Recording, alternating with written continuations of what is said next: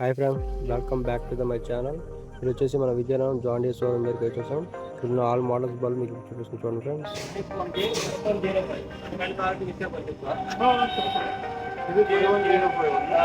Front tyre వచ్చేసి 6.00 వస్తుంది, 6 వస్తాయి.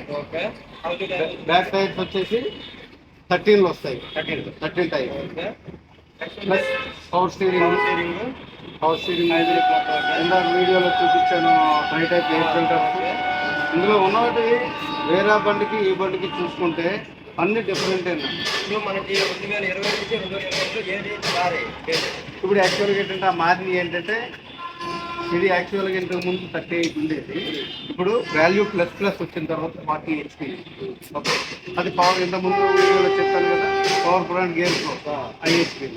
ఇది ప్లస్ 40 HP వస్తుంది. దీని క్లచ్ చెప్పాను కదా, ఇది క్లచ్ ఇట్ సైడ్ ఉంటుంది. ఇది సింగిల్ క్లచ్.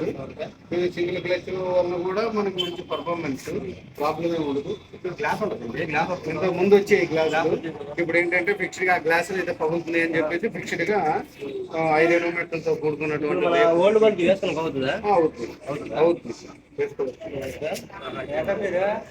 దీనికి సేమ్ అండి. ABRA వస్తుంది. ఫ్రంట్ ఫార్వర్డ్ 8 గేర్స్, రివర్స్ లో 4 గేర్స్. 12 గేర్స్ ఉంటాయి. డీజిల్ ఫిల్టర్స్ ఉన్నాయి కదా, వైట్ ఉంటారు కదా, వాటర్ సపరేట్. చిన్న బల్లి కింద ముందు ఇచ్చేవాళ్ళు, ఇప్పుడు ఇవ్వట్లేదు. అవి ఉన్నాయి, ఇప్పుడు అయితే రావట్లేదు. ఓన్లీ IHP లోనే ఇస్తున్నారు.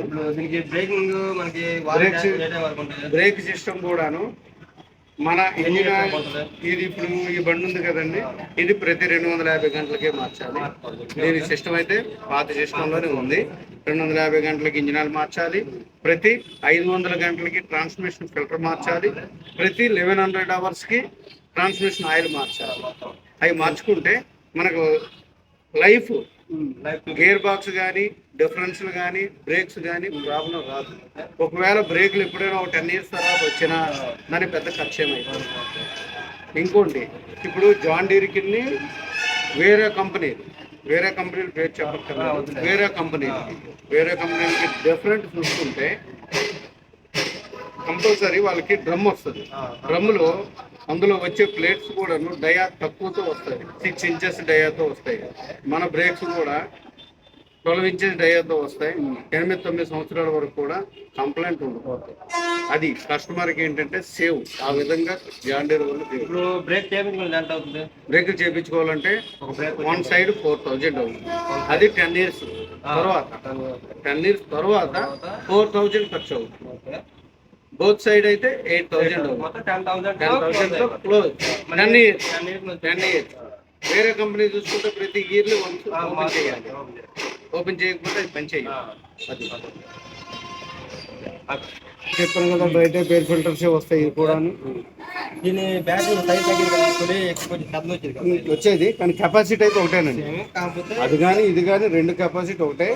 బ్యాటరీ డిజైన్ మారుతుంది అంతే, సైజు తగ్గుతుంది. పవర్ అయితే ఒకటే.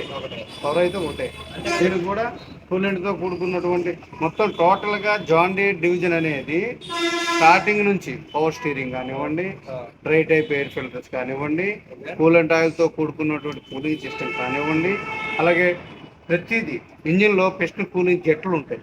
ఆ కూలింగ్ జెట్లు దేనికి ఉపయోగపడతాయి? ఏ కంపెనీకి ఆప్షన్ లేదు. Only especially John Deere truck. అదేంటంటే ఆయిల్ ఒకవేళ మనం ఎప్పుడైనా మార్చడం లేట్ అయినా, లేకపోతే ఏదైనా లీకులు వచ్చి తగ్గినా, అలాంటప్పుడు కూడా 3 పిస్టన్స్ కూడా ఈక్వల్ స్ప్రేయింగ్ వస్తుంది. ఆ స్ప్రేయింగ్ వలన పిస్టన్స్ అరగడం కానీ, లైనర్స్ అరగడం కానీ, రింగ్ అరగడం కానీ అలాంటి ప్రాబ్లం రాదు. అందుకే జాన్ డీర్లో లైఫ్ ఇంజిన్.